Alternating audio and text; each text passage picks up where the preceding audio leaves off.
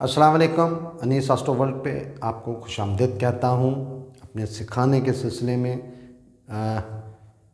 पिछले लेक्चर में मैंने धनु राशि लगन की कुंडली, बुर्ज कौस का जायचा, सेजिटेरियस असेंडेंट चार्ट, इसमें सेकंड हाउस का लॉर्ड जोहल, सैटर्न, शनि तमाम घरों में क्या रिजल्ट्स देता है इसके बारे में बताया था। आज इस कुंडली, इस जायचा, इस चार्ट के तीसरे घर के लॉर्ड, वो भी शनि है, जोहल है या सैटर्न, वो क्या रिजल्ट देगा। ये इस कुंडली में, धनु लगन की कुंडली में या सेजिटेरियस असेंडेंट में जोहल, सैटर्न या शनि, उसको जो घर अलॉट किए जुपिटर ने, वो घरों की वजह से ये इस कुंडली में, इस चार्ट में, इस जायचे में मार्क पोजीशन पे, ये मार्क इस कुंडली के लिए मार्क होगा, यानी कि नहस गिना जाएगा या नाकस गिना जाएगा। स्टार कभी भी नाकस नहीं होता, उसके रिजल्ट्स नाकस हो जाते। तो ये एक चीज़ यहाँ पे ये क्लियर कर दी मैंने कि ये इस कुंडली में मार्क है, यानी कि नहस है। और दूसरा, उसको इस कुंडली का तीसरा घर अलॉट हो गया जो वैसे ही नाकस गिना गया है। तो नाकस गिरा जब कुंडली में उसकी पोजीशन ही उसको नाकस की दी जाए या मारक की दी जाए तो उसके रिजल्ट्स भी 80% नाकस हो जाए। यही तीसरे घर का मालिक या लॉर्ड, थर्ड हाउस का लॉर्ड शनि, जोहल या सैटर्न पहले घर में लगन में मौजूद होगा तो मेहनत करने वाली पर्सनैलिटी, दिन रात जुटी रहने वाली पर्सनैलिटी, हर वक्त दिन रात लगातार स्ट्रगल, मेहनत और चिड़चिड़ापन, इस तरह की सिचुएशन होती। जिम्मेदारियां बढ़ी हुई होती, डिमांड 10 रुपए की है और अर्निंग 5 रुपए की हो रही थी, वो इसी कशमकश में ही अपनी लाइफ गुजार देता है। पार्टनरशिप पे नज़र आई, पार्टनरशिप में भी उसमें लड़ाई झगड़े, 100% लड़ाई झगड़े होते रहते हैं। और प्रोफेशन पे जब नज़र गई इसकी, तो प्रोफेशन भी उसको उसके मयार के मुताबिक नहीं मिलता। मेहनत बहुत करता है लेकिन तरक्की नहीं मिल सकती या उसको उसका उतना फल नहीं मिलता। सेकंड में फाइनेंस का, फैमिली का लॉर्ड फैमिली में, ये यहाँ पर फैमिली के लिए अच्छा हो गया, फाइनेंस के लिए अच्छा हो गया, लेकिन ये अपनी फैमिली से दूर जाने वाला, दूर रहने वाली पर्सनैलिटी, ये फाइनेंस या अपनी अर्निंग के सिलसिले में इसको अपनी फैमिली से दूर रहना पड़ेगा, इंतहा की मेहनत करनी पड़ेगी। तीसरे घर में तो ये त्रिशडाय भी घर बोला जाता है, इसको उच्च भी बोला जाता है, त्रिशडाय का भी ये घर है। लेकिन ये मारक गिरा जब तीसरे घर में होगा तो ये त्रिशडाय का गिना जाएगा और नाकस गिना जाएगा। इसके एजुकेशन पे, औलाद पे रिजल्ट्स नाकस हो जाएंगे। इसके भाग्या, इसके वालद के साथ इसकी नहीं बनती होगी, अपने मज़हब से दूर रहने वाला, और फजूल अखराजात, इससे खाम खा के अखराजा, कभी हॉस्पिटल का खर्चा, कभी सफ़र का खर्चा, कोई ना कोई खर्चा में इस पे पड़ा ही रहेगा। चौथे घर में ये सुख का घर है, वालदा का घर है, मारक गिरा है, मारक घर का लॉर्ड है। और जब ये चौथे घर में आएगा, ये अपने वालदा के साथ इसकी नहीं बनेगी। इसको सवारी का सुख, रिहाइश का सुख जिस तरह ये चाहता होगा उस तरह नहीं, मेहनत बहुत करनी पड़ेगी, इंतहा की मेहनत करने वाला। प्रोफेशन के मामले में भी कभी एक जगह पे दूसरी, तीसरी, चौथी, ये प्रोफेशन चेंज करता रहेगा और एक रोज़ नए से नए की तलाश में इसकी लाइफ गुजरने वाली होती है। और जब 10वीं नज़र से अपनी ही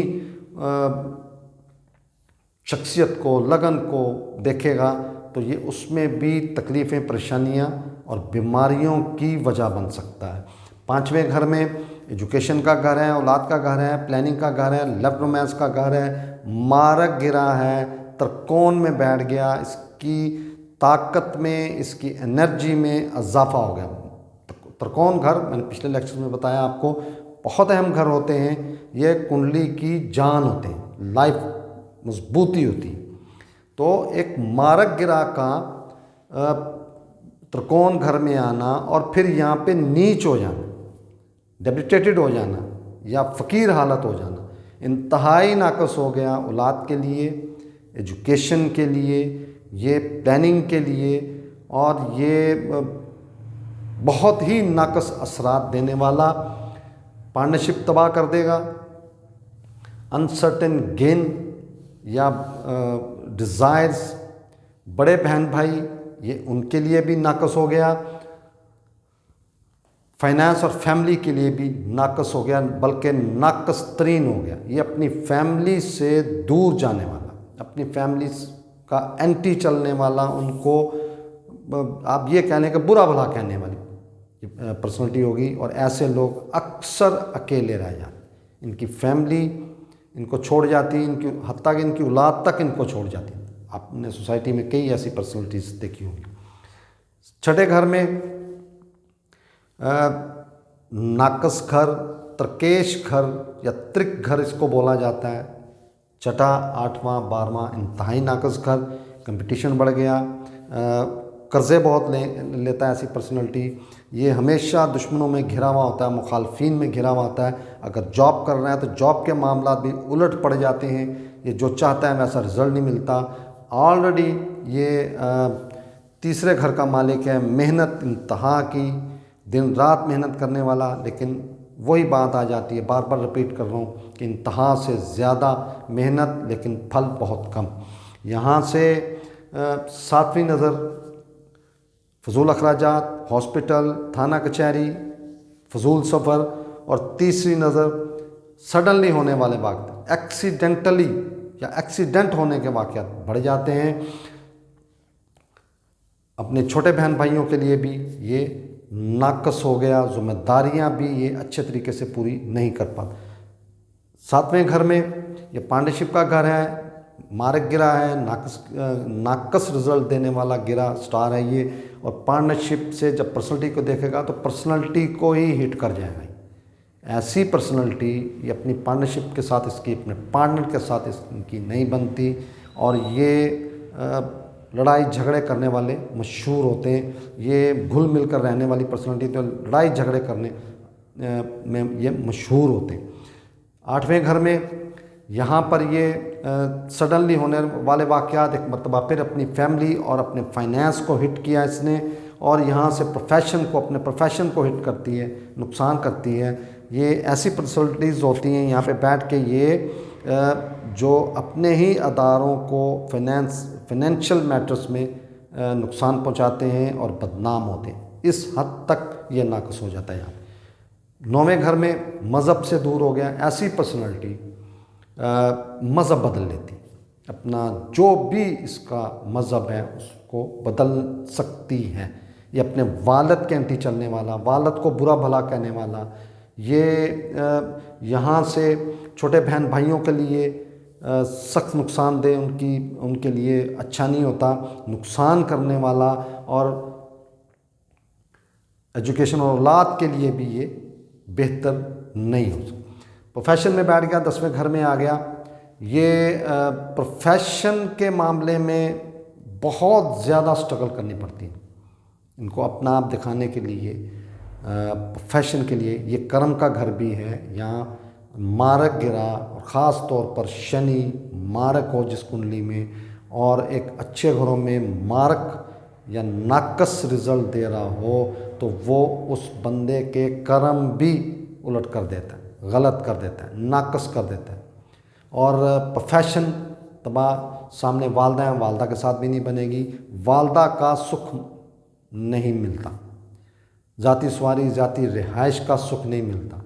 ये अपनी घर बेच देते हैं और रेंट पे चले जाते हैं, या वहाँ से घर बनाते हैं फिर सेल आउट कर देते हैं। मतलब ये इनको अपनी एक जो रिहाइश होती है, ज़ाती रिहाइश, पर्सनल जो रिहाइश होती है, उसका भी इनको सुख नहीं मिलता। 11वें घर में यहाँ पे उच्च का हो गया, ख्वाहिशात पूरी कर देगा, बड़े बहन भाइयों को साथ नहीं बनने देगा, औलाद के लिए बहुत कुछ करना चाहेगा लेकिन नहीं कर पाएगा। एजुकेशन भी शायद इसकी इस लेवल की ना हो कि अच्छे जॉब या अच्छे प्रोफेशन में जा सकेंगे, लेकिन ख्वाहिशात यहाँ पे पूरी होती रहेंगी। अनसर्टन गेन मिल सकता है और ऐसे लोग शॉर्टकट से दौलत कमाने वाली पर्सनैलिटीज़, ये पिछले लेक्चर में भी बताया था मैंने। ये उच्च का हो गया, ये यहाँ से पर्सनैलिटी को देखेगा। ये सोसाइटी में ऐसी पर्सनैलिटी जो धोखा देकर या सब्ज़ बाग दिखाकर किसी से हथिया ले, पैसे हथिया ले, जायदाद हथिया ले, मतलब उनको अपने सर्कल चलाने के लिए किसी के साथ ये कुछ भी कर सकते हैं। इतने ये यहाँ पे उच्च होने की वजह से रिजल्ट्स में इतना फ़र्क आ जाए। 12वें घर में नाकस घर, नाकस रिज़ल्ट देने वाला गिरा, ये यहाँ पे शायद इनको जिस जगह पैदा हो वहाँ रह ना पाएँ, उस मोहल्ले में, उस शहर में, उस कंट्री में भी इनका रहना मुश्किल हो जाता है।